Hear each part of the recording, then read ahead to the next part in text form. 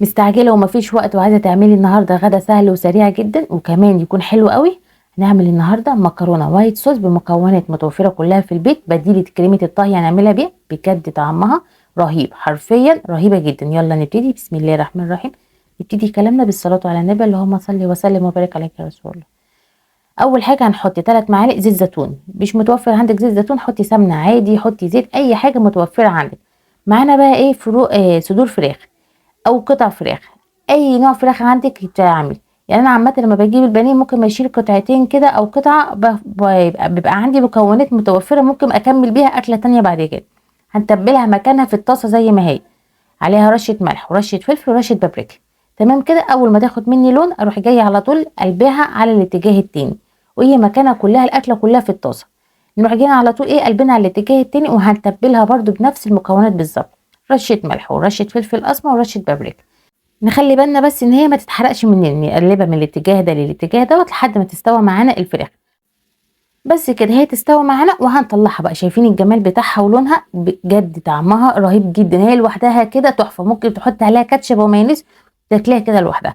المهم بقى هنعمل ايه؟ في مكان الطاسه زي ما احنا ننزل بمعلقه سمنه عليها، فصين توم مفرومين، انا مفرزه التوم دوت بالطريقه ديت، بفرم التوم كله احطه في اكياس كده، اخد الكيس على قد الاكل اللي انا هعمله.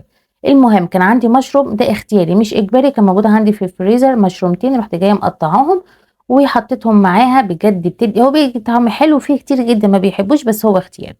تمام كده، هننزل بقى بمعلقه دقيق على كوبايتين لبن. يعني حطيت معلقه دقيق على كوبايتين لبن او نص كيلو حليب كامل الدسم، حليب عادي جدا مش حليب مبستر ولا حليب اللي هو خالي الدسم، حليب كامل الدسم تمام جدا. هنقلبه كويس جدا، وبعد كده معلقه قشطه او وش اللبن، اي بديل ليها خالص. ده بديل كريمه الطهي، معلقه قشطه كده عليها ادت لنا طعم ادينا طعم كريمه الطهي. وهنبهرها طبعا بالفلفل الاسمر والملح، ونقلب كويس جدا لحد ما يبتدي ايه يتقل معانا. رشه جبنه موتزاريلا اختياري مش اجباري، رشه جبنه تركي، موتزاريلا، جبنه تشيدر، المهم اي ايه بنزود ايه يعني بنعلي التست بس. تمام كده بس خلاص هتبقبق معانا حلو كده، ننزل عليها بالمكرونه بتاعتنا. المكرونه سلقينها عندنا، سلقينها قبليها مش بنحطها مش مستويه، مكرونه سلقينها نقلبها تقليبه حلوه جدا ودخليها الفرن بقى، وعليها وش جبنه موتزاريلا. بس الف هنا وصحه عليكي.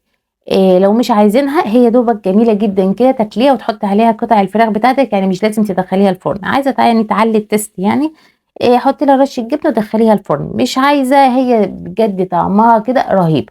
تحطيها كده وعليها قطع الفراخ بتاعتنا، قطعيها كده شرايح، تقطعيها قطع، وبألف هنا وصحه عليك.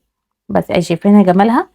بس كده دخلتها الفرن وطلعت عليها بقى رشه طبعا كاتشب مايونيز، ايه اللي عندك اي حاجه عندك حطيها، يعني مش بتقول لا. شايفين الجمال بتاعها؟ بجد طعمها رهيب. شايفين الجمال بتاعها؟ وعلى فكره ممكن نبدل الفراخ، ممكن تتبدل ببسطرمه، ممكن تتبدل معانا بصدق، ممكن تتبدل معانا بقطع لحمه صغننه جدا عشان تستوي معانا بسهوله، بفراخ اي نوع فراخ مش لازم صدور، ممكن وراك قطع اي حاجه عندنا.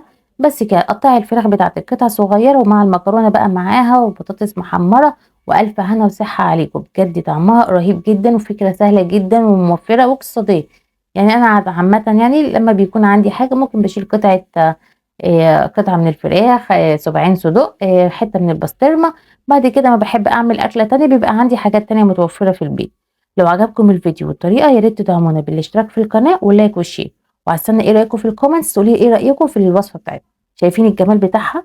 انا قطعت الفراخ بتاعتي قطع، ومعلقة المكرونة مع قطعة الفراخ بتاعها، بجد رهيبة، انصحك تعمليها. اكلة سهلة جدا وموفرة واقتصادية، وطعمها رهيب، الاطفال هيحبوها جدا وهيطلبوها منك جديد. اشوفكم ان شاء الله في فيديو جديد ووصفة جديدة من قناة لمة العيلة، والسلام عليكم ورحمة الله.